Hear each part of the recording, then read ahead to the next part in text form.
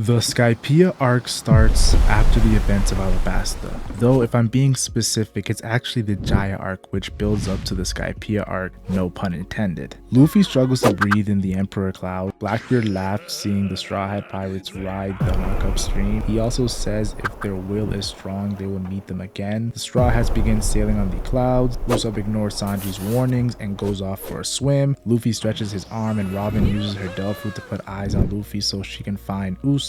Once they pull up Usopp, we see creatures that look pretty hungry. Zoro pops the large creature, and Robin remembers Noland mentioned skyfishes in his diary and how they evolved to survive in the bottomless ocean. Chopper notices a ship get destroyed, and a masked man jumps on the Going Merry, threatening the Straw Hats. The masked man easily handles the monster trio, and it takes the Sky Knight to save the day. Luffy couldn't move because the air was too thin. The Sky Knight explains the White Sea floats 23,000 feet above the Blue Sea. There's even a higher sea called the White Sea, which is 33,000 feet above the Blue Sea. Most Blue Sea residents can't handle the altitudes, but Luffy and Zoro quickly get used to it. The Sky Knight explains he is a soldier of fortune and charges 5 million X-tolls to have a whistle they can blow to be saved. Pause. A confused Straw Hat learned there was another way to come to the sky through Peak of High West. They also learned there are many sky islands. The Sky Knight is impressed that they took the knock upstream, stating you have to have both skill and courage. He gives a free whistle and introduces himself as Sconefall and his partner Pierre, who's a bird who ate the horse Delphoot, the ugliest Pegasus I have ever seen. They reach Heaven's Gate, which scares Usopp, who thinks they might die. Zoro counters saying we might already be dead. Zoro truly has no fear of the Grim Reaper. They meet Amazon, the Heaven's Gate inspector, who charges 1 billion X-toll to each to reach the upper stratum. She lets them pass for free by using the Lobster Express. She then reports to the so-called Kami and his vessels that 7 people have illegally entered Skypiea, and to render Heaven's judgment. Talk about too good to be true when it comes to someone letting you in for free. The cloud the Straw Hats are riding on turns into a river. They notice the words Godland Skypiea at the exit,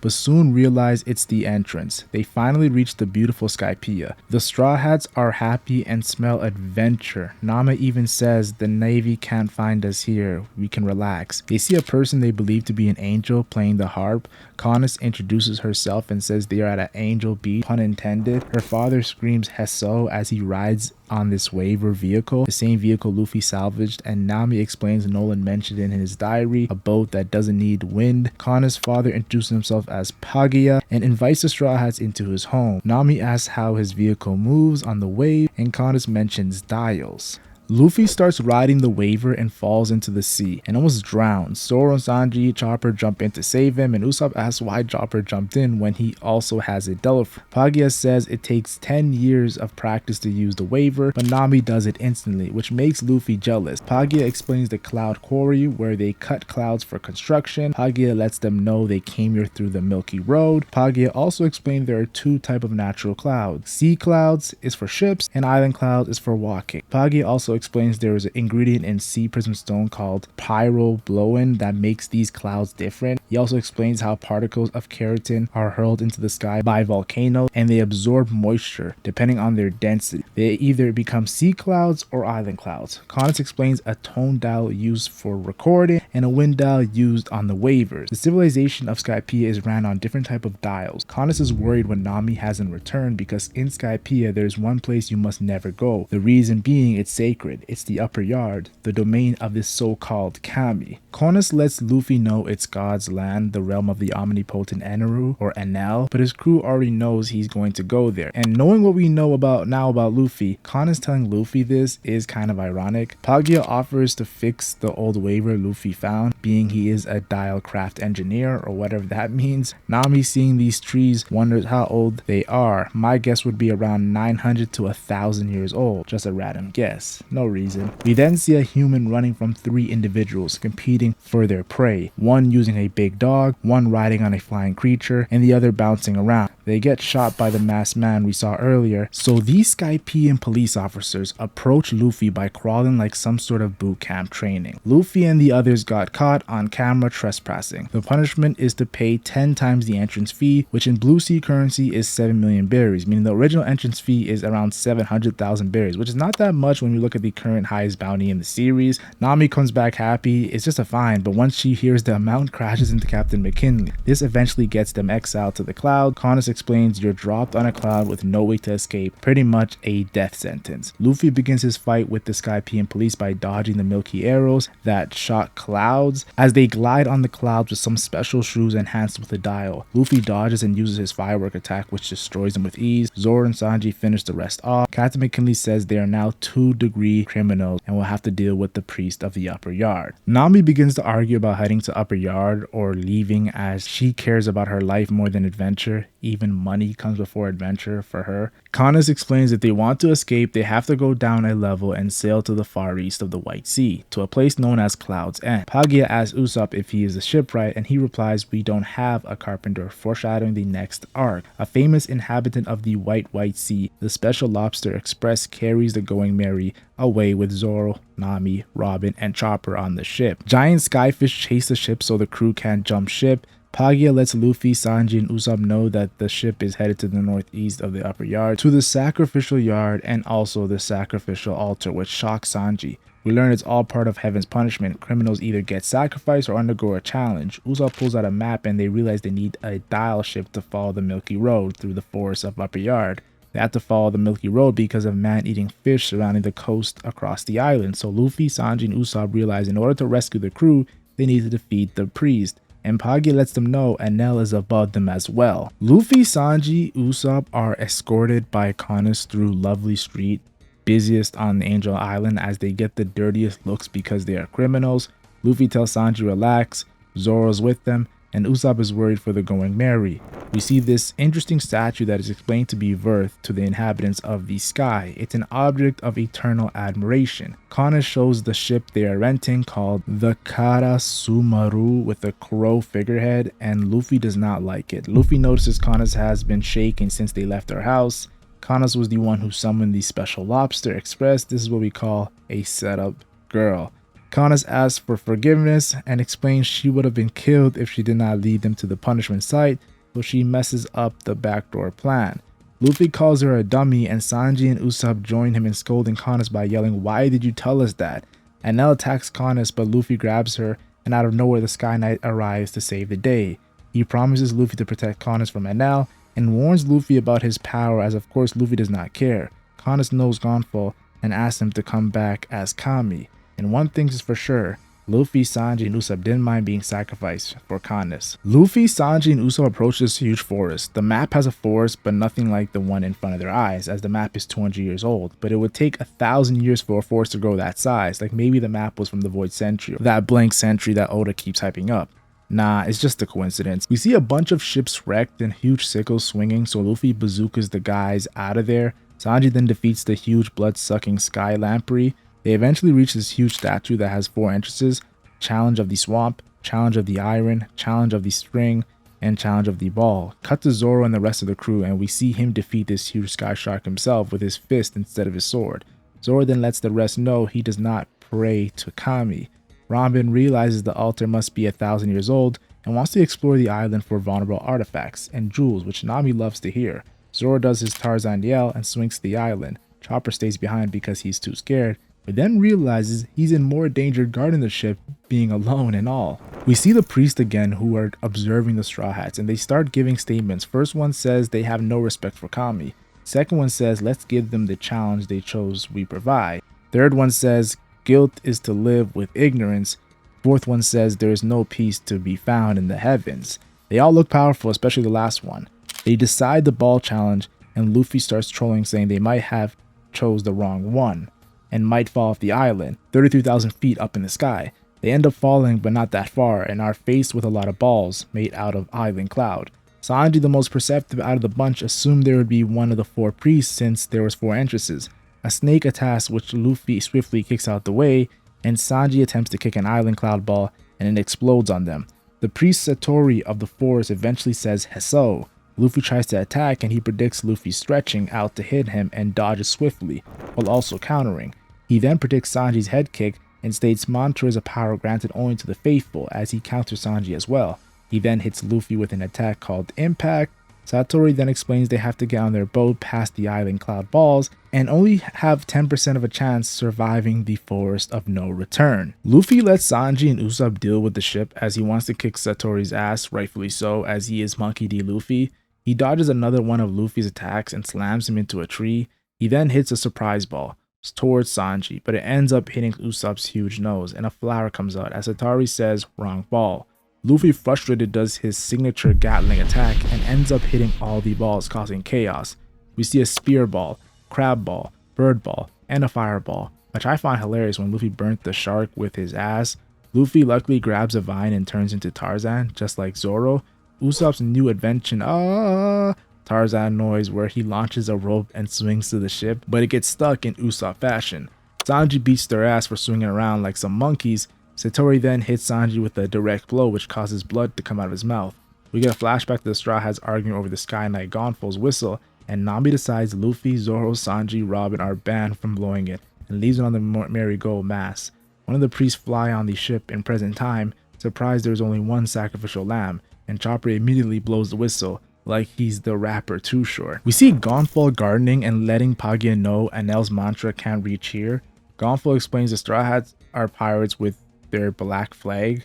Pagia says so they're criminals from the start, and Gonfo prefers the term outsiders. 20 years ago when Gonfo ran Angel Island, he was friends with pirates. He then explains Skypiea has always been fighting with the Shandians and how they challenge Enel to this day. Gonfo was close to peace with the Shandians until Enel took his spot. Gonfo explains the legend of Skypiea where a beautiful sound rang out from Upper Yard and started the fighting between Shandians and the Sky People. Gonfo believes the next time we hear the song of the island, the fighting will stop. Back to the merry-go, and it's on fire as Chopper rips the mast out and throws it in the water. We then get introduced to the priest's pet or creature he flies on called Fuza, the riding rock. The priest is called the Sky Rider Shura, who gets frustrated since Chopper doesn't want him to kill his friends or destroy his ship or die and calls him spoiled. Well, that means most of the world is spoiled, dude. He then calls Chopper weak as he attacks with his burning spear. Chopper then notices he can predict his every move just like Satori did to Luffy and Sanji. Shura then lets Chopper know Luffy, Sanji, and Usopp are trying to reach the sacrificial altar. Also states there are 4 areas on the island ruled by different priests. He then says another priest can't interfere when a target enters their area and explains how the sacrificial altar is fair game. Because Zoro left, there has to be a sacrifice, and Shura stabs Chopper with his burning spear. Gonfo arrives and rescues Chopper from being killed. He then jumps on Shura's bird, Buza, and sends him flying to the shock of Chopper, who's realizing Gonfo is actually strong. Shura gets saved before falling into the Milky Road and unleashed the string challenge. We then switch it over to the Shandians over at the Hidden Cloud Village. Yes, this is still One Piece, not Naruto. A little girl named Isa tries to sneak past Kamakiri. He tells her to be careful going to Upper Yard for Verth, and she replies, "That's my problem. And you won't beat Enel." We learned the masked man earlier is Wiper, and he says the great warrior Calgara final orders were bringing back the light to Shandora. A girl named Rocky tries to defend Gonfo, but Wiper doesn't care if they have a common enemy in Enel, and would be happy if Gonfo took out a priest while dying. We learn Wiper is a descendant of Calgara. Nami then looks into her binoculars and realizes something about this island. Chopper continues to watch the sky battle in awe as their power and speed is just insane. Gonfo starts to feel heavy and Shura takes advantage and stabs him while hyping up his mysterious string challenge. Chopper jumps in to save Gonfo even though he's a Zoan. Second time this has happened, mind you. Then Shura hits Pierre Zoan self as well. We jump back to the ball challenge and we see a dragon, not Kaido, but an island cloud ball dragon. Satori explains his ball dragon is made of surprise clouds. Luffy shows his battle genius by seeing the dragon is controlled by a string. Satori yanks the string, but Luffy is holding onto the dragon, causing a huge explosion that Satori nearly gets hit with. Luffy survived by jumping on Satori's back. Usopp finds the exit by climbing up a tree, while also seeing it's at the same height they fell at. We then see Sanji alive from the earlier attack and was almost killed from the explosion caused by Luffy. Since Nami and Robin are waiting for Sanji, he accepts the priest's challenge. I'm sure he cares about Chopper and Zoro as well, though Zoro might be iffy. Sanji then offers his love challenge and Satori complains it's not fair since it's a 2v1. Luffy lets Satori know being able to predict moves in a fight is pretty handy, but he can't use mantra if he can't move. It's like Luffy was seeing into the future, no pun intended. Sanji then does a spinning head kick that destroys the first priest, Satori. Aisa tells Wiper that two have fallen in Upper Yard at the same time using her mantra, and Wiper assumes it's Gonfall and one of Enel's priests. Aisa then tells Rocky it wasn't Gonfall, it was 3 other people. Sanji and Luffy, with the help of Usopp's invention, safely make it out of the forest of no return. One of the 2 remaining unnamed priests react to Satori's loss, saying he let his mantra slip, and he was weak. Looks like Haki transcends all, even before a certain someone said it. The priest with the sunglasses and dog named Holly vows to cut down anyone who comes for Enel, as things start to heat up. We then get Wiper leading the Shandians into the battle with Braham, Kamakiri, Gembo, and Raki as his top fighters as they swear by the soul of the great Calgara. The 3 remaining priests are alerted of this attack with their mantra. Chopper, Gonfall, and Pierre are safe and sound, and Chopper, confused, tends to their wounds as he looks up and sees a flying creature. Nami, Robin, and Zoro find half of the same house they saw on Jaya as they start to put 2 and 2 together and realize Upper Yard is the other half of Jaya. As Chopper sees huge southbirds are what saved him, and Gonfall and Nami learn Noland's El Dorado didn't sink to the bottom of the sea, but it was in the sky. For some reason, I don't blame Noland for thinking that, especially what we learned in Egghead Island.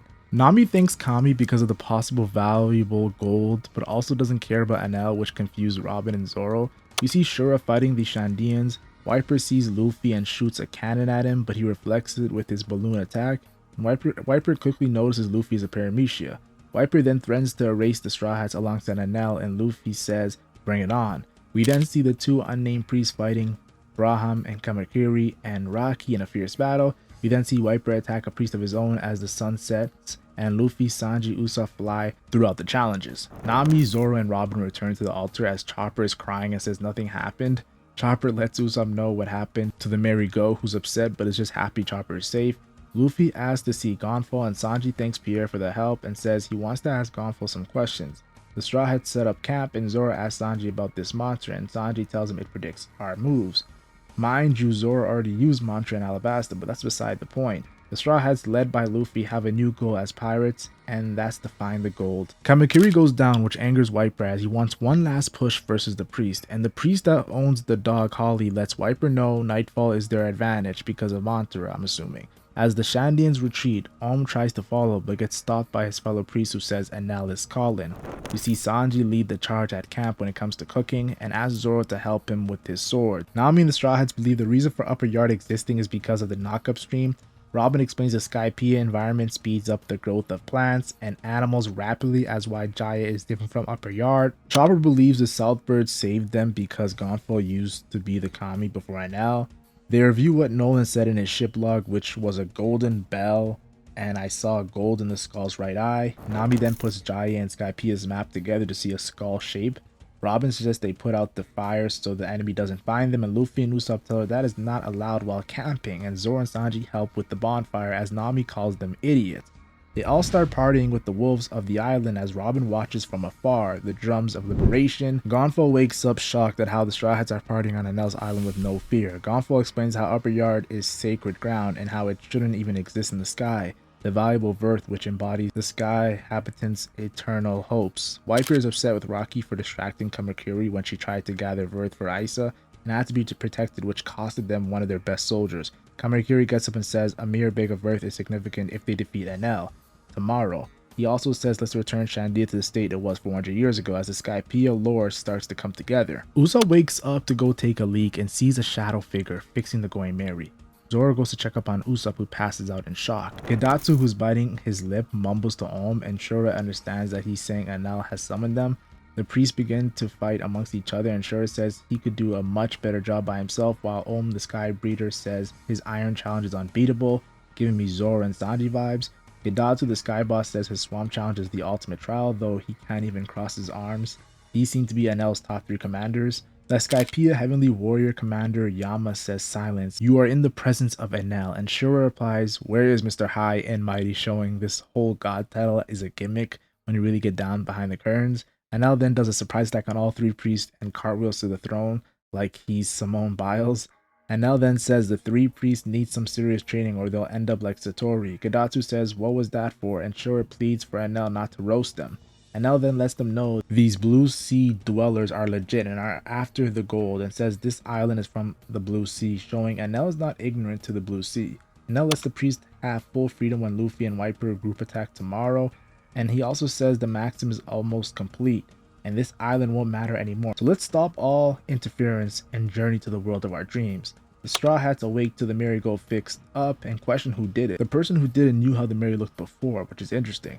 Ironically, Usopp wishes the merry could talk and tell him who did it. The plan is also set as Usopp, Sanji, and Nami will take the merry-go to the eastern shore, and Luffy, Zoro, Robin, and Chopper will go find the gold and rendezvous with the crew where they will leave Skypiea extremely rich, hopefully. Luffy and Zoro start arguing which way to go and Robin quickly corrects them.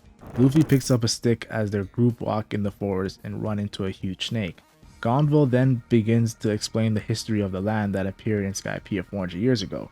The knockup stream used to bring items to the sky they called Worth, and then Upper Yard appeared, a miracle the Sky People believed was bestowed upon them from the heavens, and called it sacred ground. The Shandians lived on this ground originally from the Blue Sea, and fighting took place, and their land was stolen from them. Sounds like the history of North America. 6 years ago, Enel came to Skypiea from one of the other Sky Islands with his army and attacked both the Shandians and Gonfal's heavenly warriors, and took control of Upper Yard. The reason Gonfal became Sky Knight was to help escapees who are considered criminals and can't remain in Skypiea, where Enel can still attack them. Gonfal also says Enel is worse than scary and he has no morals, and will even call travelers like the Straw Hats guilty and use the Skypieans people to pass judgment, a very manipulative man, which makes him a great villain. Gonfal even says the title of Kami isn't enough. He actually thinks he's God and calls him a tyrant. We then see this giant snake, which, mind you, this is important to the story, and Luffy, Chopper, Robin, and Zoro dodge as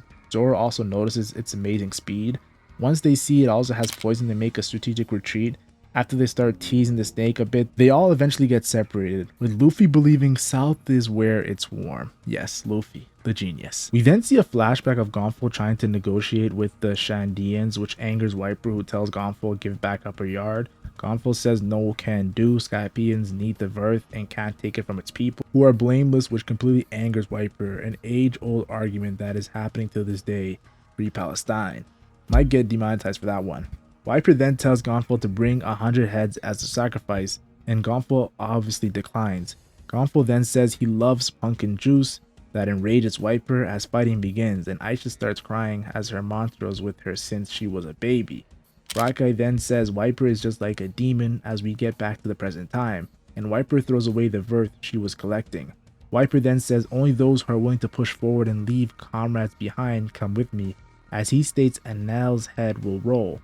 Enel's priest and Yama prepare for the battle, and one of Enel's soldiers question if they are overdoing it, and he replies, "You are overlooking the hidden potential in the battle for the sky."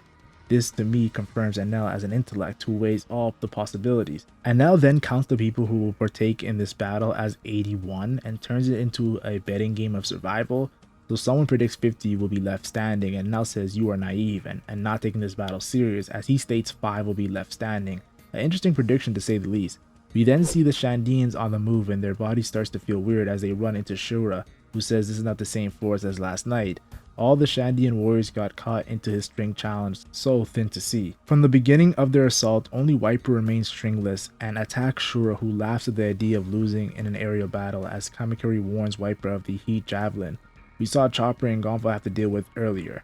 Viper then gets rid of his shield and weapon and pulls out a dial 10 times stronger than the impact dial, and defeats Shura in one shot, as 80 fighters remained on the battlefield, and showed how Viper is one of the strongest fighters on the Upper Yard. Gonfal begins to explain to Sanji, Nami, and Usopp about sky battles and tells Sanji to hit the shell on the barrel extremely hard as nothing happens surprisingly. We learn the shells absorb the impact and the Skypeans call it an impact dial. We learn that is what Satori used during the earlier battle. Gonfal then explains there is legends of other amazing dials that were wielded by ancient warriors of the Sky Islands, and a reject dial is one of them able to emit 10 times the power while endangering your life. We also learned Shura was using a heat dial on his javelin and a flame dial in Fusa's beak, so it can do a flame breath like Kaido. Gonfal then explains mantra as a power used to listen, and humans emit voices from their body. The more the user has mastered the mantra, the greater they can listen to. The priest can use mantra all over Upper Yard, while Enel can use it across the entire country. We then see Enel announce an upset as Shura has fallen, but doesn't really care losing 2 priests and calls it a lack of divine protection. We see the 50 heavenly warriors who look like goats, but are not goated. Kamakiri yells at Wiper for using a projectile and almost killing himself. Wiper replies, "Isn't this what you call commitment?" And the Shandians split up so they don't get all caught up in a challenge again. The 50 warriors use a rare axe style that goes throughout the Shandian shield. The real GOAT Luffy easily defeats one of Enel's heavenly warriors with ease. He then runs into Wiper, who's damaged from his battle with the priest Shura. Chopper gets mixed up in the battle between heavenly warriors and Shandians. Robin then defeats one of the heavenly warriors who's disrespecting the historical ruin. Wiper and Luffy begin to argue, which leads to Luffy apologizing. Wiper then tells Luffy he's going to take him down, which makes Luffy happy. Zoro defeats one of the Shandians without cutting him. Braham then defeats one of the heavenly warriors and begins to fight Zoro. He gives Zoro a kick to the gut, showing he's not no weakling, like the previous fodder we have seen getting low dipped. They both respect each other's power and look to get serious. Zoro realizes Braham's speed is because of the waiver on his shoes, and he shoots a flash that makes Zoro lose sight of him, showing how unique the fighting style of the Sky People are. Braham dodged Zoro's 3-sword style tiger trap attack. Zoro quickly runs out of the way of Braham's shooting. Braham then uses his Milky Dial to approach Zoro. Zoro then dodges the attack and cuts a sky eel. Zoro gets hit again and says his legs hurt, and Braham is too fast and realizes he has to do something about those light guns. Zoro uses his goggles, and Braham quickly points out they're not sun goggles. He also explains Zoro struggling with his swordsmanship because of the flashes, and to give up as he already shot one leg. Zoro tells him it's just a graze and was distracted by the eel, and he realizes he needs to get better at concentrating. This is obviously a hint at Zoro needing to improve his mantra, Observation Haki. Zoro avoids being shot at again by jumping down and feels the pain of his shot leg when he races the jump impact. Zoro then explains man having 6 senses, and each one of these can be good, bad, or neutral. He also says they can be pure or impure, and in a lifetime there are 36 earthly desires. Zoro then says he has a cannon aimed at Braham that will overpower his pistols. Zoro does a flying slash called 36-pound cannon that defeats Braham. Zoro apologizes as blood rushed down his cheek and says he will do what it takes to survive as Enel's survival battle heats up. Chopper then runs into his second priest in Gedatsu, who thinks he's a raccoon.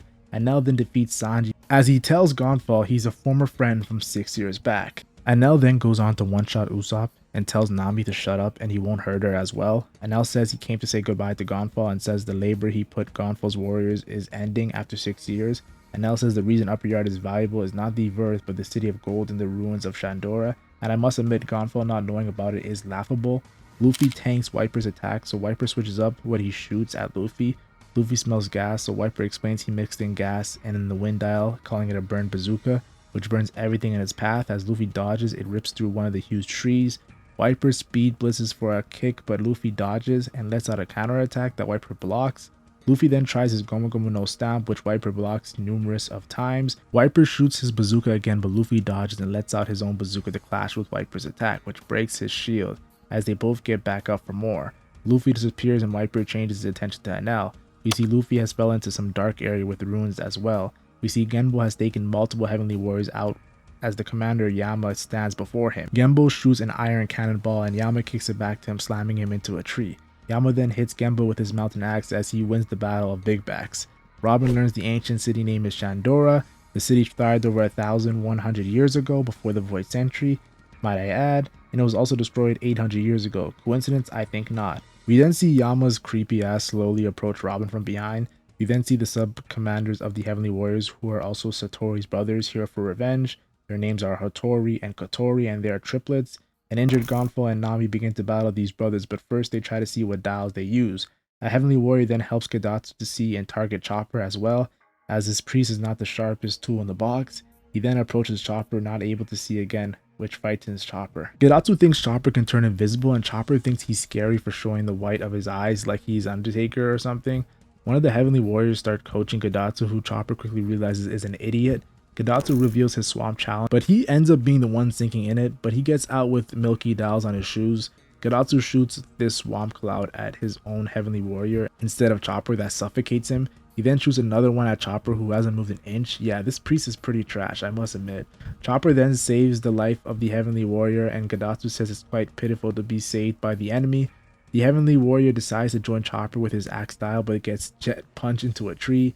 The jet dial is very fast, but damages gets out Gedatsu's clothes, showing him to at least have decent power. Chopper uses jumping point to dodge the jet punch. Gedatsu Milky dials the Chopper, but he uses heavy point to dodge again, so Gedatsu shoots his Swamp Cloud at Chopper. Chopper uses his guard point in the nick of time, then quickly switches to brain point to analyze the opponent. Chopper gets hit with a jet punch that damages even though he was in guard point, and he finds out Gedatsu's legs are his weak point. But the damage is starting to accumulate as Chopper is seeing blurry and his legs are shaking from the attack. Chopper doesn't run away though and grabs Gedatsu's leg, who kicks Chopper and charges up another Swamp Cloud. Chopper uses his jumping point to bait Gedatsu to fly with only one shoe. Gedatsu hits Chopper with another jet punch as he realized he got distracted and let his mantra slip up. Chopper tanks the attack, goes into arm point and defeats Gedatsu with his Cloven cross attack. Chopper's first 1v1 win as a Straw Hat Pirate. Chopper screams he is now a real pirate as he notices Gedatsu is still alive, but he uses his Milky Dial to shoot himself all the way to the blue sea. We then see Kamakiri close to the ruins of Shandora where the giant Jack Beanstalk is, and where Enel also should be located, but to his surprise Enel is right next to him. Enel asks what does he want as he defeats one of the Shandian warriors. Enel gives Kamakiri 5 minutes to attack him where he won't move an inch. Meanwhile, Kotori and Hattori start to beat on Usopp and Sanji for beating Satori earlier. They use a fart impact dial on Nami's face, which hopefully she doesn't get pink eye. Gonfo then assesses the 4 dials in Yuch, which are the flame dial, the axe dial, the impact dial, and the scent dial. They start dancing around to fool Gonfo and Nami, who seem not to care as Nami throws a typhoon, which misses. Then they attack Gonfo with gas and flame to cause an explosion. Kotori thinks Gonfo was burnt but gets defeated by assuming. Then Nami typhoon hits Hattori off the ship. Hattori returns angry as both his big brothers and kid brother have been defeated, and Nami sends cool balls as Hattori shoots out flames, which causes fog, and Nami jumps on Hattori and hits him with an impact dial, which also causes great pain to Nami. We then jump to the fight of Robin versus Yama, and it's not looking so good. We then see Kanes, her father Pagia, and Aisa heading towards Upper Yard, and Aisa's mantra is noticing many people have fallen. Gonfo armors up and heads for Enel. Kanes then meets up with Nami with their loudspeaker playing as well. Yama attacks Robin with mouth and belly. Robin then blocks Yama's attack to protect the hieroglyphs. Robin then tells Yama fools who don't respect the past are doomed to repeat it. Yama then does a mountain punch, so Robin decides to bait him away from the ruins. Enel wakes up and Kamakiri is still fighting him to the point where he stabs Enel in the head. Enel tells Kamakiri he is lightning and a mere man can't defeat him. Kamakiri then attacks Enel with his burned blade, which cuts off a tree but does nothing to Enel.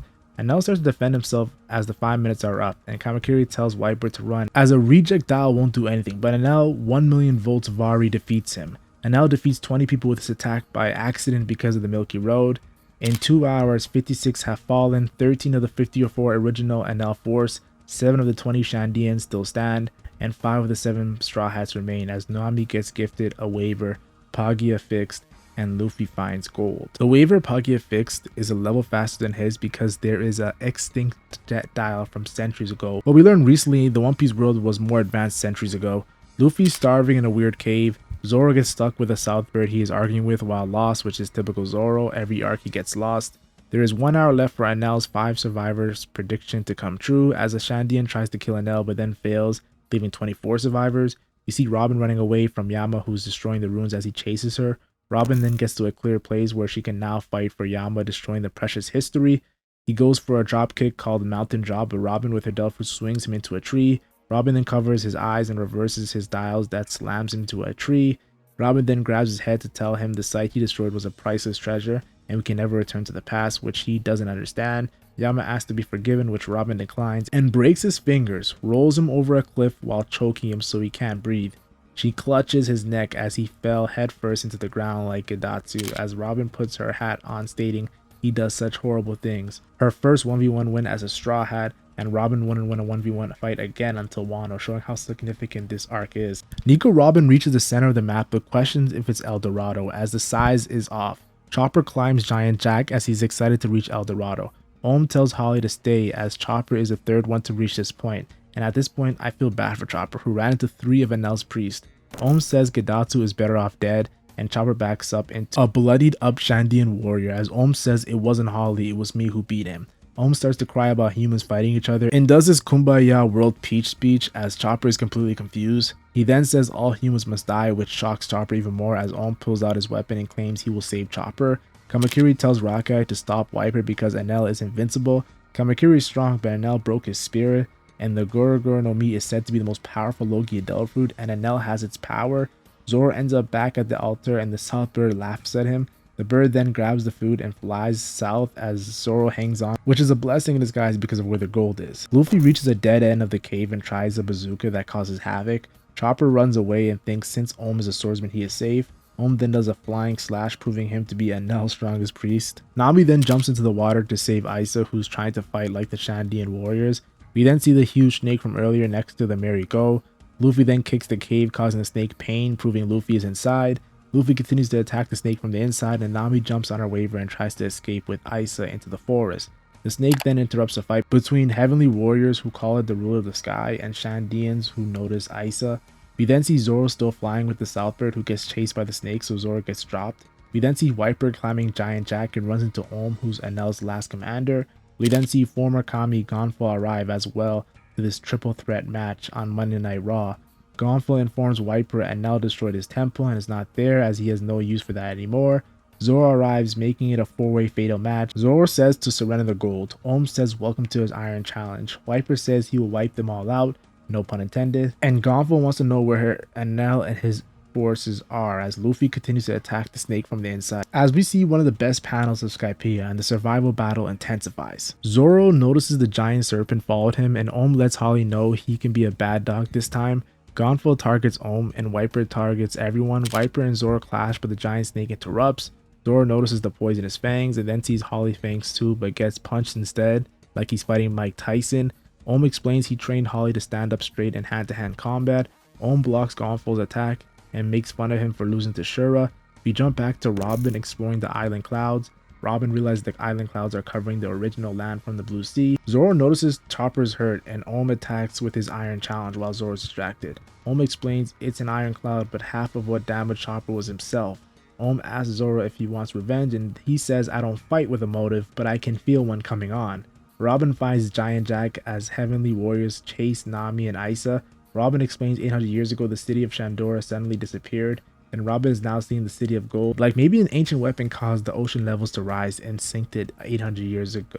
Nah, probably not. Kanas and her father Pagia end up protecting the merry-go, which is worse than Chopper being left to fend for the ship as they got no combat experience, and they blow that stupid horn to ward off enemies until the Straw Hats return at their rendezvous point. We see Shura's lifeless body, which I still can't believe he was the first to go down out of the 81. Heavenly Warriors and Shandians pass the Fallen as they head to Kami's temple. We then see Kamakiri, Braham, Genbo as Rocky tries to stop Wiper from fighting Enel after Kamakiri's warning. We also get a Satori sighting as well, who fell a day before Shura. We also see Yamo's body upside down as Enel says perfect, they all will climb up to the top and perish as his prophecy can come true. We come back to the fight as Wiper shoots his bazooka at Gonfal, who pleads for Wiper to stop as he's not the enemy. The snake attacks Gonfal and Wiper uses this to shoot a bazooka at the snake, but it can't go through its scales like it's a dragon or something.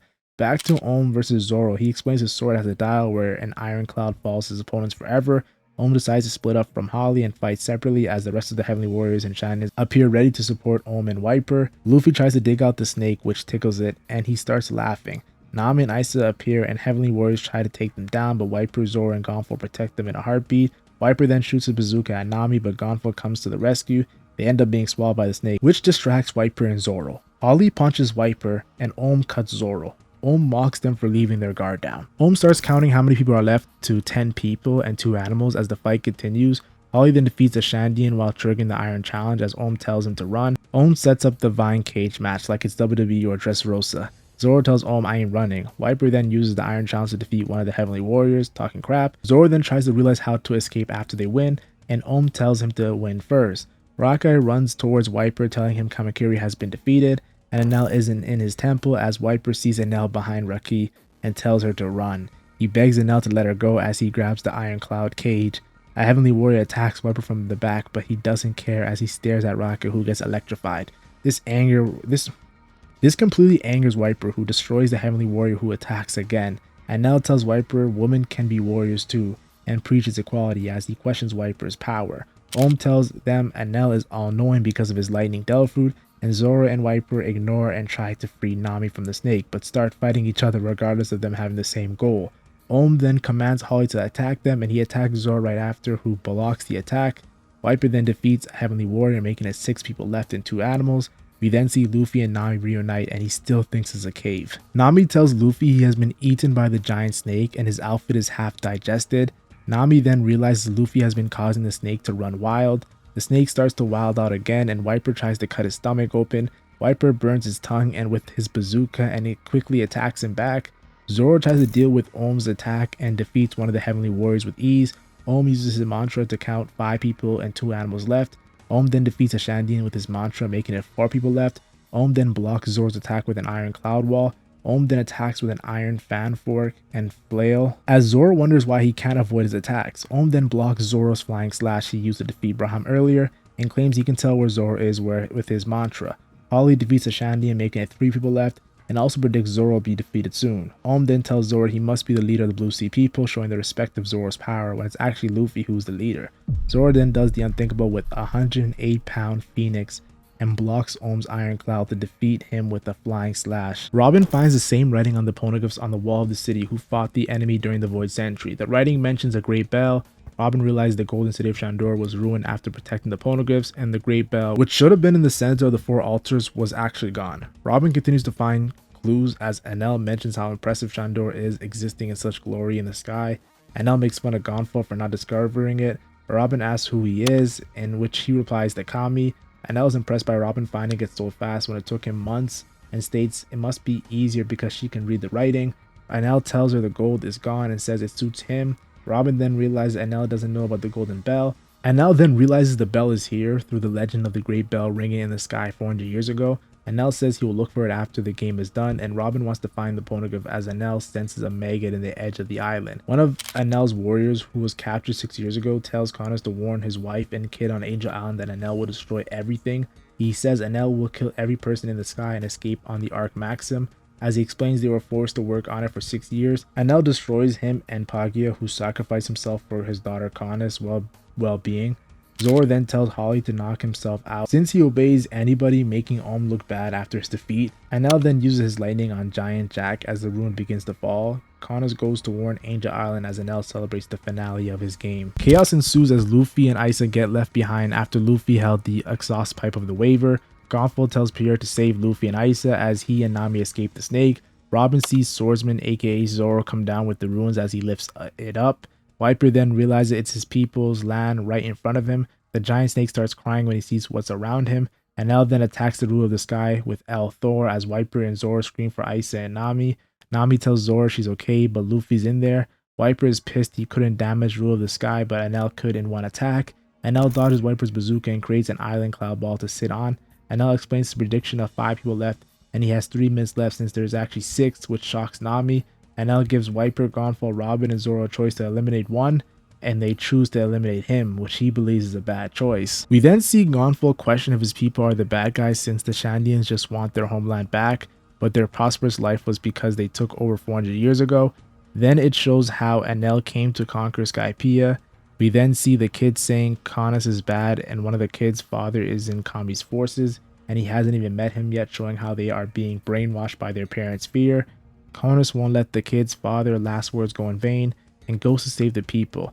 Enel then goes on to read Gonfal as an old relic, yearning for happiness in Skypiea. Viper is a warrior searching blindly for the homeland, Blue Sea pirates hunting for gold. Then Enel says something is wrong with his country. Enel reveals he wants a happy return to the Endless Birth. The people of Enel's home island believe Kami lives there, and it stretches as far as the eyes can see, another foreshadowing to the overall One Piece lore in this arc that people tell others to skip. Enel then says it's pointless fighting over a speck of land like Upper Yard for years, as we can see Enel has big dreams. Enel then says humans living in the sky is not natural and will bring all humans to the ground. Enel then explains his plans to destroy this country and says the 650 Kami force was killed when they rebelled hearing Enel's plan. Gonfal and Rage attacks Enel, who counters with 20 million Vari. Enel then tells a defeated Gonfal there is a Kami in this world and it's me. Robin, Zoro, and Nami notice Enel has an invincible Delphoid of lightning. Enel then invites the remaining 5 to join him, and Robin says, "What if we refuse?" And Enel says, "Why?" And Enel then tells Robin he knows where the golden bell is, which shocks Robin, who tried to trick Enel. Enel then attacks Robin for being conniving, which reminded me of when Crocodile attacked Robin for her intellect. Zoro grabs Robin and tells Enel she's a woman, who says, "I know, I saw." Pretty much he has equal rights and lefts for both men and women, and Zoro was in his Sanji bag here. Zoro then attacks Enel, who respects his skill. Enel then stops Wiper's bazooka flame with ease. Zoro goes to attack again after Nami tells him to stop, he's too strong. This is the same outcome if Zoro fought Crocodile's Logia at this time. At this time, if you didn't have Haki, Logias were pretty much unstoppable. Enel grabs Zoro's swords and electrocutes him. He then steps on Zoro's face in one of the most disrespectful moments in the series. Wiper jumps on Enel with Sea Prism Stone to nullify his Delphu powers. He then hits him with the rejectile. This moment right here is why Wiper's power is underrated, because up until this point, he's the only one to do this in this arc. We then see a mini flashback where Shandian's history is explained of Shandora protecting the poneglyphs from the world's government, and only few survived. We then see the kid version of Kamakiri, Braham, Genbo, and Wiper explain the history of 400 years when they came to the sky and lost their land. Then the elder tells them to bring back the light of Shandora. We then jump back to the present time where a defeated Enel lies in front of Wiper. Enel then starts to discharge lightning out of nowhere. Enel revives his heart like the first time. Luffy turned into Nika and says, "People do not fear Kami.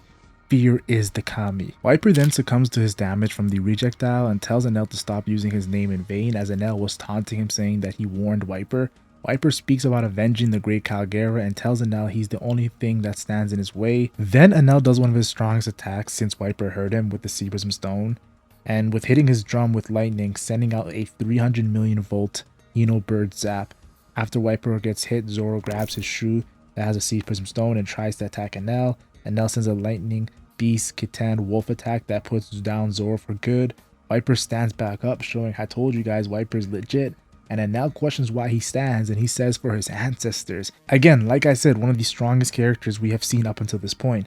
That never gets talked about. Enel then hits Wiper with an L Thor that shows how capable he is when it comes to destructiveness. It's actually amazing.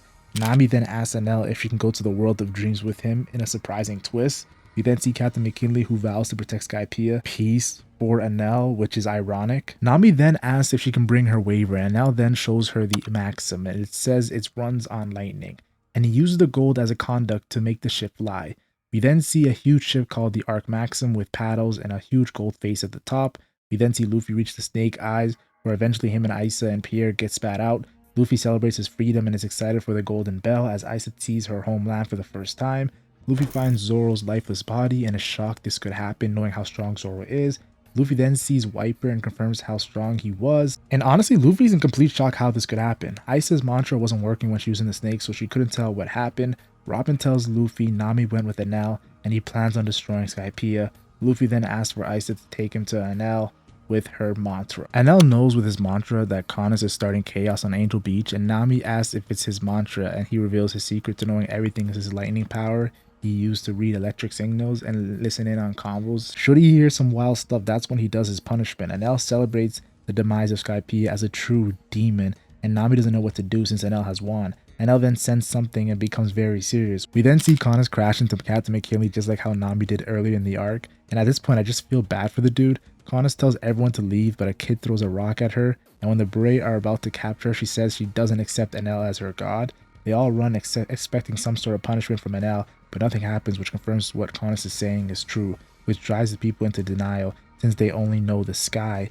Luffy heads up Giant Jack with Pierre, and Robin decides to move the bodies that have fallen. Enel is mad his prophecy was wrong as Luffy asks Enel if he is Kami, showing the amazing writing, especially how the current story of One Piece is going. Luffy asks him what he did to his crew, and Enel says, "Which piece of garbage do you speak of?" The ultimate disrespect. The people prepare to flee to the Blue Sea as family of the Kami force asks Kanos what happened to them. Captain McKinley tells the families he will deal with it even though he already knows it's not looking too good. Captain McKinley then explains the Burka Island disappeared 6 years ago, the same island that Enel was born and raised. Burka also had a powerful Sky Knight, but he was no match for Enel, probably the Mad Monk Aruj if I'm being honest. Captain McKinley then explains why he did the things he did, and Kanos says she understands as she needs to go help her friends, and he quickly remembers the Blue Sea people and gives her a Heso. Luffy then tells Enel he doesn't see a Kami in front of him. Enel then notices Luffy's Delphin and says, "You're just a Paramecia and no match for him." If only knew that mythical zone was too much for him actually. Enel attacks Luffy with his signature L Thor that causes a huge hole but no damage to Luffy. Enel amps it up with a 6 million volt lightning dragon, but that does nothing as well, so Enel does a close range 100 million volt fiery attack, and Nami notices Luffy's rubber body makes him invincible to lightning. Luffy tells him to stop it, which leads to the iconic Enel face we all know and love. Enel starts to speak to himself, saying nothing can damage him and Luffy is just a blue sea monkey, which leads to Luffy kicking the shit out of him. Nami sees Luffy to be Enel's one and only natural enemy, and honestly, just shows pretty much the foreshadowing of how valuable Luffy's rubber properties are in the One Piece story. Luffy lies and tells Enel he's a rubber man, knowing what we know now, and he looks confused since rubber doesn't exist in the sky. Luffy then tells Enel lightning will work against him, so Enel begins to use his mantra to dodge Luffy's attacks and hits Luffy with his golden staff multiple times as he pins it against Luffy's neck and tells him to humble himself. Enel says he has other ways of fighting, and Luffy realizes he has the Satori mantra that he fought earlier. Enel then turns his golden staff into a trident to pierce Luffy with it. Enel realizes his weakness is sharp objects and he teleports through the gold to surprise Luffy, and he grabs the trident, but it's hot because of the electrical heat stored inside of it. Luffy then uses his battle axe he used to defeat Arlong and practice before becoming a pirate when Kuma was watching him train, and Enel gets back up. Enel then stops Luffy's Gatling attack, telling him his hands haven't actually multiplied. Enel then uses 200 million volts to start the Arc Maxim. Luffy then tells Nami to stop worrying, and she's a crew member of the future Pirate King. Stop looking so pathetic. Knowing Nami's power now, I wonder how her running into Enel would look like. Luffy then tells Enel the Pirate King is the king of the majestic oceans of the world, which Enel replies, let's finish our business in the sky, maybe foreshadowing them having business in the blue sea as well. Enel calls his arc Skypiea, and it will redeem the world of despair. And all I'm thinking is Enel misinterpreted some text he found on his home island, because Skypiea reminds me of the Noah, but nah.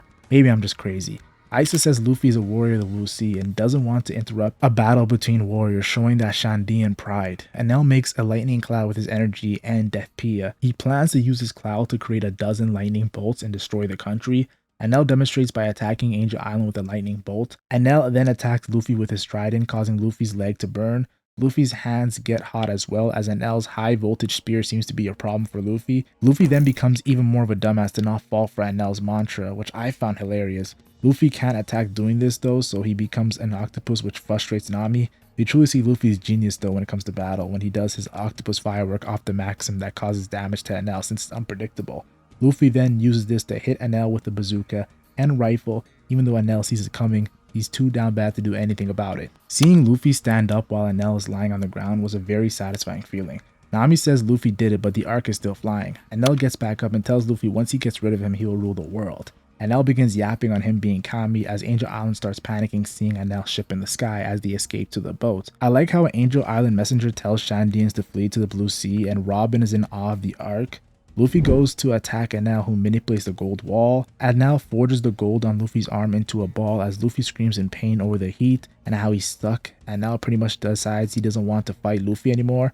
Enel says he can't risk getting injured fighting Luffy and kicks him off the arc. Enel says once he gets rid of Luffy, nobody in this world can defeat him. Luffy says an interesting statement that many people can beat Enel in the Blue Sea. This angered Enel, but Luffy was keeping it real. When Isa and Pierre tried to rescue Luffy, Enel hits them with the L Thor. Nami decides to stand up to Enel, who tells her to leave everyone behind. This is Nami, who cherishes the past, so I understand why she stood up to Enel, even if it cost her her life. We then see the return of Usopp and Sanji climbing the arc just in time. We then see a mini flashback of Sanji waking up and him kicking Usopp's face so he can wake up as well. They plan to go save Nami. Sanji sees Nami on the arc and notices she didn't have a shirt on, in true Sanji-esque. We see Sanji's bravery and Usopp's fear as they do the unthinkable, and Sanji says he will be the demon of the Blue Sea if Enel hurts Nami. And now using his mantra lets Nami know there are two rats on the ship, and Sanji, knowing mantra after defeating Satori, knows there's no point in sneaking around and tells Usopp to split up. Sanji also tells Usopp for Nami he's willing to sacrifice his life, which I found hilarious. Nami dodges Enel's attack, who says he ain't waiting for Nami to be rescued. Usopp is confused how this huge ship has nobody running it on board.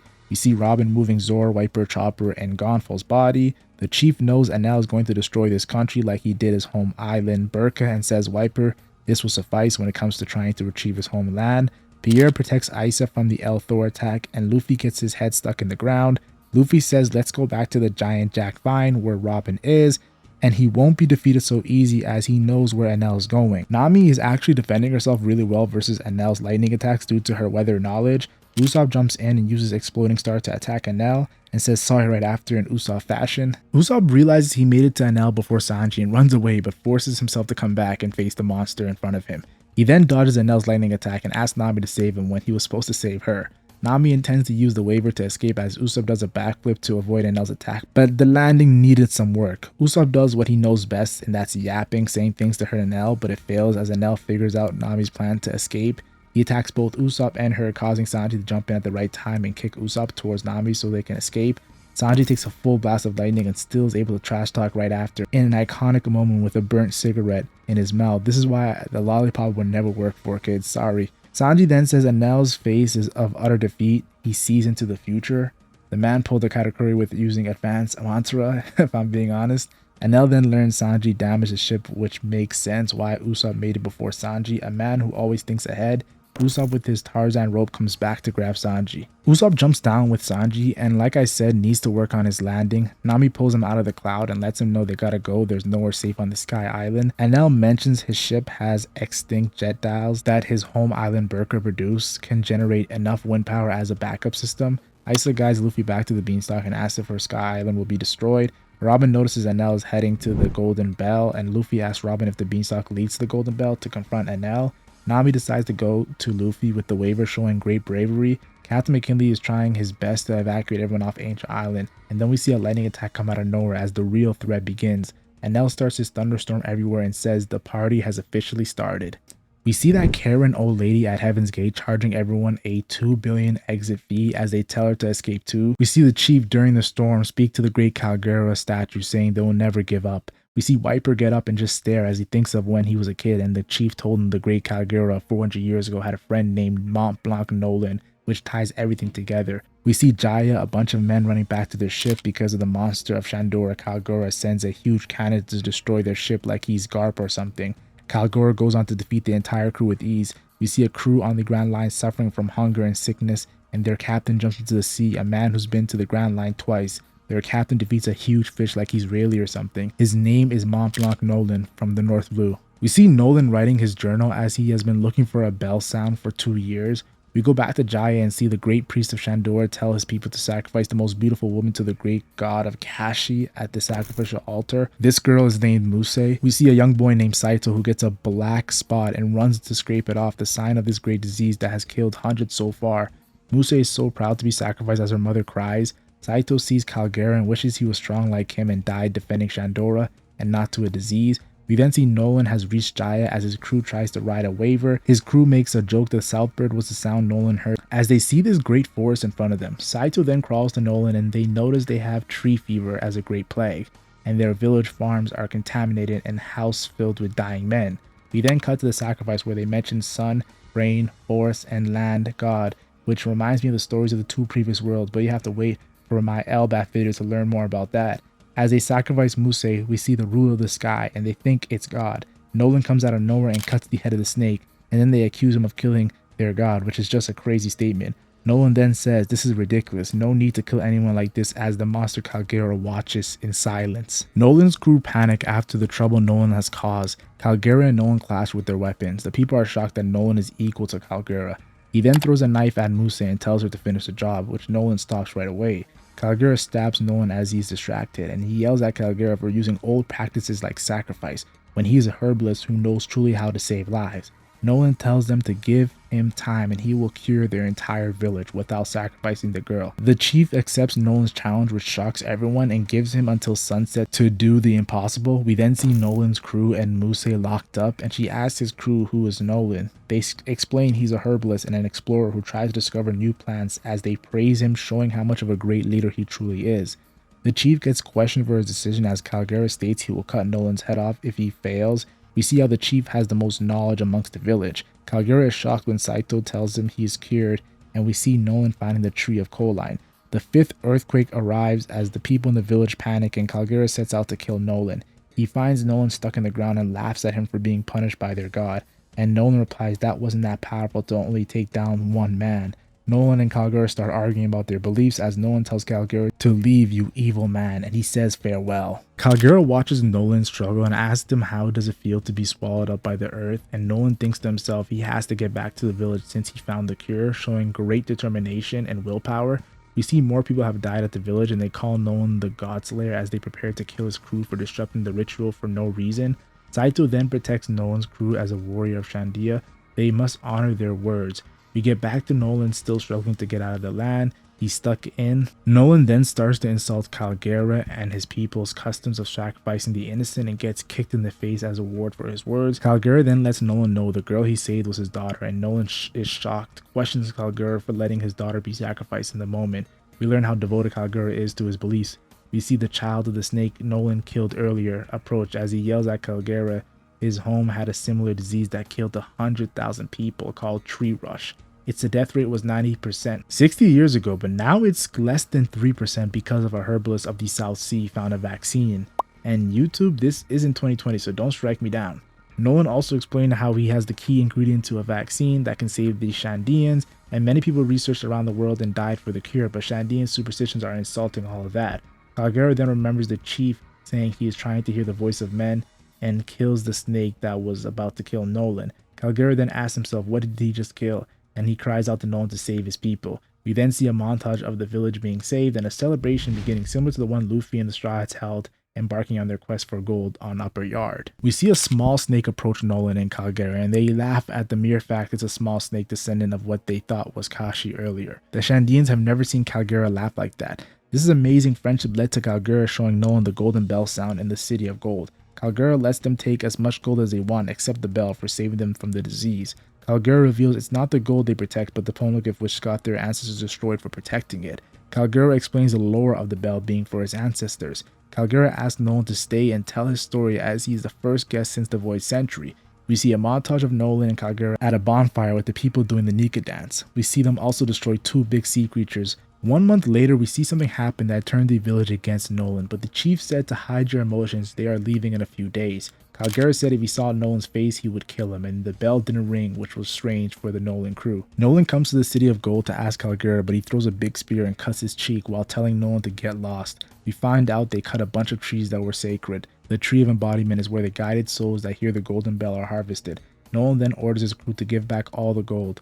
Muse runs to Calgara after she learns Noland cut the trees to save the village from the tree rush disease spreading, and lets her father know immediately. We then see Saito and the rest of the village ringing the bell so Noland can hear it as Calgara runs his hardest to see Noland. Calgara lets Noland know the bell will always ring for him, just like it did for the ancestors, and to come back no matter what, and Noland promises to come back. We then see Noland back in the North Blue telling the kids there was a land of dwarves, or Tantaras.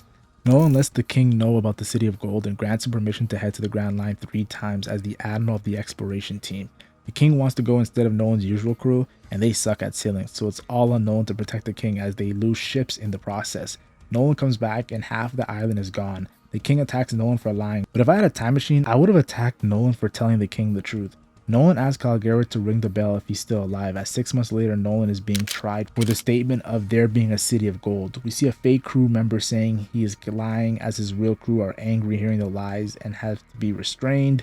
Noland is then yelled at during his public execution as a liar, as he still wonders where did Calgara and his people go. We then see a year before Noland returns, Saito and Calgara go to the ring the bell as they speak about Noland returning, and a huge earthquake erupts. A knock-up stream sends half of the island into the sky as it lands on a giant Jack the Beanstalk, and the bell rings for all Skypeans to hear.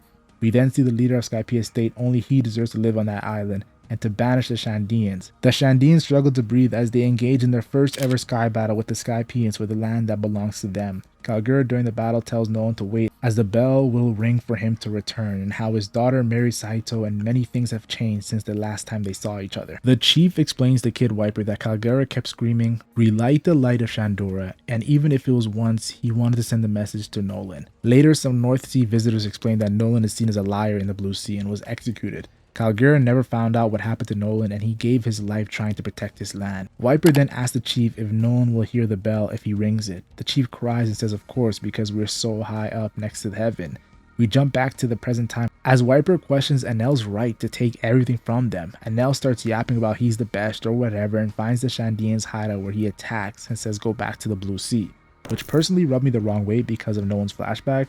We see the devastation as Enel destroys Angel Island as well. Conus remembers her father as she waits for the Strass to return. Enel continues his chaos as he tries to search for the Golden Bell. Wiper asks Robin about it as well. Robin tells Wiper it should be above the beanstalk as Enel senses Luffy and Nami with his mantra. Luffy says he will never let Enel take the bell with him. We see Enel reach the top of the beanstalk as he claims he's the first person to ever reach there and looks for the Golden Bell. Luffy reaches the Kami shrine and Enel respects he made it back with that golden ball on his arm. Enel shoots lightning at the beanstalk and Luffy says not fair as it begins to fall down. Wiper wants to climb up and fulfill Calgara's wish as Wiper is locked in the mission. Enel disappears and Luffy tries to jump on the ship as Nami reaches him with her waiver. We then see a huge dark cloud ball over Angel Island. Enel with the max attacks with Advent of Thunder, which collapses on Angel Island as the Skypians are shocked to see their home island destroyed. Nami tries to get Luffy to come with her, but he says no because he wants to ring the Golden Bell. Luffy tells Nami the Golden City exists and thinks back on Mont Blanc Cricket and how he keeps diving in the sea to prove Noland's innocent, so Luffy will ring the bell for him to stop. Enel kicks off Luffy from the Arc Maxim as Nami warned him it would not work. Enel begins to trash talk Luffy and Nami and threatens to destroy Skypiea. After he finds the Golden Bell, we also get Luffy borrowing Nami's waiver, but Enel stops him again as we see the mini flashback of Luffy letting Robin know his plan to ring the bell for his friends on Jaya. We then see Robin telling Wiper Luffy wants to ring the bell and Enel finds the Golden Bell and plans to take it with him. Nami and Luffy send a message to their crew to cut the beanstalk so it falls forward. Enel then creates an even bigger dark cloud ball of lightning. Nami puts her life in Luffy's hands as she can ride the waiver better than him, and then Zoro says let's cut that beanstalk. Zoro then goes to cut the beanstalk and Enel attacks Zoro with lightning right after. We then get another flashback of the ruler of the sky named Roller from 400 years ago, remembering Calgara and Saito and how they rung the bell every day. Roller hits the beanstalk but it wasn't enough, and then we see Captain McKinley say man cannot win against nature as Skypiea is about to be destroyed. Wiper yells he must ring the bell, not Luffy, as Usopp says ignore him. Robin, he is half dead. But Robin explains to Wiper about Luffy's intention to ring the bell for an explorer from 400 years ago. Wiper asks what's the descendant name and Robin tells him Mont Blanc Cricket, and Wiper starts crying realizing that the explorer was Noland's descendant. Wiper uses the rejectile to push the beanstalk down and Luffy and Nami try this crazy attempt to reach Enel. Enel then attacks them with thunderstorms as the arc reaches its climax, and honestly, the beginning of Luffy's Nika foreshadowing. Enel is so smart, he starts attacking the beanstalk foundation so Luffy can't reach him. Wiper lets Enel know the earth of Shandia will never crumble under your wickedness. Enel then does his Advent of Thunder in an attempt to destroy Skypiea. Luffy ditches Nami and jumps towards Enel's attack, and Nami warns him it has a whirlpool of electrical current and high air pressure. Enel mocks Luffy stating what can he do against absolute power? Rubber man? Well, he's actually not a rubber man. Luffy does his golden firework to attack the cloud from the inside. Luffy's golden ball acts as a conductor and is depleting the electricity. While this is happening, the Skypiea begin to pray like Luffy's Nika or something, and Luffy says turn sunny now as he succeeds. Everyone is shocked at what Luffy just did as Wiper and Gonfalo tell Luffy to ring the bell. Enel gets serious with his 200 million volt ration transformation as he begins to confront Luffy. Luffy stops Enel's yapping and asks if he forgot lightning doesn't work on him as he kicks Enel in the face. Enel then reminds Luffy he has another weapon as he stabs Luffy with his trident. Enel even laughs at Luffy's own right arm, making the trident go deeper into his body and forces Luffy to drop down. Luffy then bazookas his way back to try again to ring the bell. Luffy sends out his golden pistol, which Enel says is very fast, as the hit knocks out Enel's teeth. Luffy rings the golden bell for Mont Blanc Cricket and defeats Enel at the same time. Talk about two birds with one stone, and let them know the Golden City has always been in the sky in a beautiful shot. Everyone reacts to the bell being rung and its beautiful sound, one of the best moments in One Piece. McKinley asks if God does really exist, and the chief mentions Calgara and if he heard the bell. Wiper says sorry to Noland for being late, and hope his descendant can hear it as the snake Roller cries remembering Noland. We then see Mont Blanc Cricket react to the bell and they realize the giants were just shadows of people living in the sky. Then we see Luffy's shadow and Cricket thanks Luffy for letting them know Noland wasn't a liar and the city of gold is in the sky. He then cries of happiness that they are alive in the sky. Then we see Enel and his ship crash down and sink. The sound of the bell is proof of the ancient city once prosperous past. It's also a declaration of truth, and though 400 years late, the memories of the past are never forgotten. It's also the message to the whole world that we will always be here. Out of nowhere, we see Rake, Kamakiri, Braham, and Gembo all alive. And after Pell, nobody should be surprised. One Piece durability is top tier. Chopper then attends to Wiper, who's in bad shape, and Zoro respects Wiper while Sanji doesn't. They feel bad that Enel took most of the gold and decide to send the priest to exile since their leaders is gone. We see a funny moment of them grieving Pagia and him just randomly being alive. We see everyone returning to Upper Yard and Gonfal finding his boys locked up for 6 years because of Enel. All I could think of is the song Stay Alive is just playing in my head. Enel states he will come back someday and heads towards the moon. Viper wakes up wanting smoke still, but the chief tells him that was in the past. And now, look, it's the era of peace in the sky as everyone parties and Luffy does the Nika dance again. They have a crazy bonfire celebrating their victory. After partying for days, Luffy tells Nami let's go steal the gold like a true pirate. We see the Sky People surprise the Blue Sea Pirates party this much as the Straw Hats plan their robbery in the shadows. The Skypeans pull up the golden bell and Robin's excited to read the poneglyph. Usopp hustles the people of their dials for a rubber band, which I found funny. We see Road the Snake knocked out from partying too much for Noland and Calgara, and I love it. We see Luffy, Sanji, Chopper, and Nami gathering gold in Roller's body like it was protecting Shandian's gold. The Shandians pull the bell up and see the poneglyph their ancestor was protecting. The chief is shocked when Robin says we are the recorders of history, existing in harmony with the sound of the great bell. The ancient weapon with the power so strong that it was named after Poseidon is on the poneglyph.